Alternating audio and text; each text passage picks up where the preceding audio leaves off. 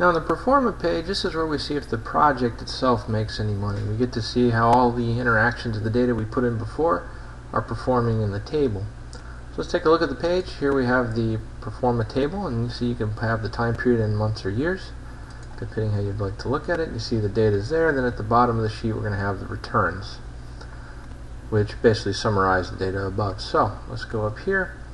Let's look at the table itself. Now, because it was a pretty long project, we had about 36 months of a holding period. That's 3 years. Project's probably about, what, 3 years, 3 months. So we click it and see, since you're over 3 but you don't have a full 4, there's an asterisk, which means this is not a complete year. So keep that in mind as we look down and we'll do a quick check of the project. Main thing we look for is, see our income, we got our expenses, and basically the green lines is what you're really concerned with, is the NOI. So we have positive cash flow each year, and this is where the asterisk comes in, because you don't have a full year.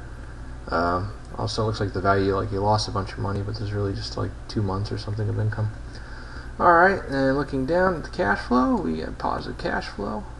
So let's take a look at this in months to understand this a little better, what's happening on the aggregate. So we just readjust our table here for our view. Alright, so here's everything we put in. First month, here's the purchase costs, and there's the total purchase improvements in month 2 with the improvement costs, and then finally in the third month we're able to derive rent because our improvements are completed, and we have our rent and our lawn income. So month 3 we pick up our income, and then here are expenses, and at the bottom is the NOI, the net operating income, which is the difference between the total income and total expenses. Now notice here there's no increase in the income, although we put a growth rate, because that only occurs in stepped increases, which happen every 12 months. So really it's the 13th month. We come down here, it's a new year, and then we get to increase the rents. Try to model a typical lease where you step up each year. Now the expenses, they go up every single month because they're based on an inflation rate, and then we apply it as a linear growth rate. So we affect those each month. And each one, they're each different, so they each go at their own rate. So here's the NOI. If we look across, always kind of take a look across, you'll see it kind of meanders a bit, but it's always positive, so that's a good thing. And down here, this is our sales value. There's a total cost. I believe that was a brokerage fee, some repairs, and there's our total revenue on the sales. And that took the last month. Now, primary debt is the first mortgage. The primary lender, if you look here, it's the loan cash flow. The $68,900 is the contribution of those mortgage dollars to the project, not including closing costs. Now, we still have to pay closing costs back, but they don't actually help us. And then here is what you're seeing, the $344.09. This is the mortgage payment, which actually begins on the second month. So even though we don't have any revenue, this payment is going to be added to our expenses. And here's the debt service coverage ratio, and as the NOI kind of fluxes a little bit due to the expense growth versus the income growth, you'll see the debt service coverage move around. Alright, well, it's all positive, looks good.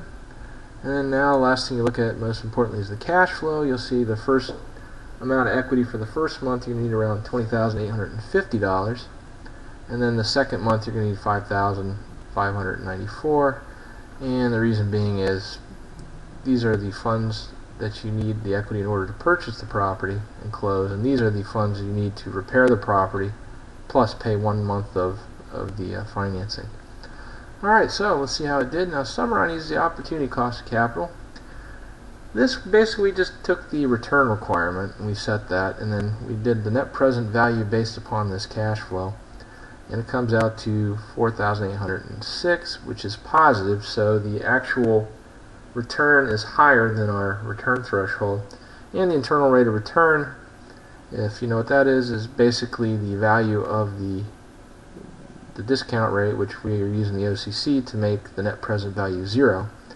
So what it tells us is roughly it's looking like this project is about 28.5% per year on a return. So it's looking pretty good. So well, let's see how we did. We'll go to the next page. The most important one is returns, and this is where we see how that cash flow is distributed to equity, which is us and our partners.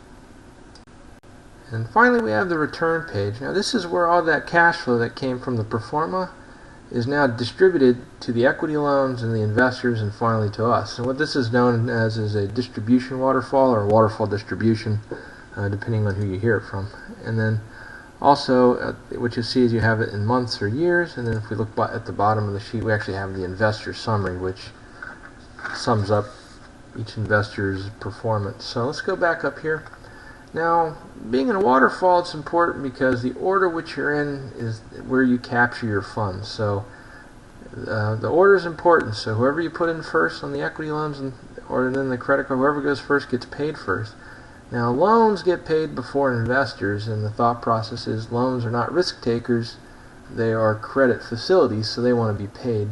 Investors are doing investments and they're taking on risk, so they're the ones that have to wait until after the loans are paid.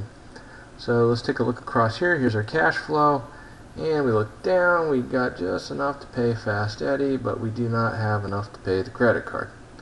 That's not good. So the remaining cash balance is negative, which means we have to pay about $100 and something a month every month, and investors do not contribute additional equity. Concept with these guys is they're going to give you the money up front and they expect revenue and or a return. Otherwise they wouldn't give you money. And if you wanted to model, I mean, if you had if you're going to share the pain with somebody, then you could just combine your returns in here. You'd be basically the company. And then you could divide this up depending on your distribution. So let's just look at this a little closer. Here too, you can make this into years so we can compress this. And if we look at we sum it all up, we see it doesn't look too bad. We got $6,000 in, which is higher than our $4,000. An additional $1,000. That's because we're not covering any of our bills. And the same on year 3. It's getting a little less because remember income's growing, but we still got to come out of pocket. Then at the end of the day, it looks like we're still making $21,000. So it looks like we got to carry a little bit, but we still got a decent profit if we modeled everything right for 3 years. So we go in the time period of months. We can scroll across and you can see roughly the payments. Now again, they're dropping because what's happening is our income is increasing every 12 months, and luckily it's increasing greater than the rate of the expenses. So it's declining, but optimally, we don't get into projects to spend money every month. So what you try to do, there's a lot of different things. Either you pay less for the property, you try to raise the rents, or do a bunch of other little things like that. And notice here, this looks like you made money in the month. The concept is everyone's putting in. This money would have been spent. You would have rolled that over into these expenses. Alright, so how did we all do? Well, investor 1, he put in $4,300. His total return. He didn't get any payments during the interim. And you're supposed to get 50% or 30% IRR.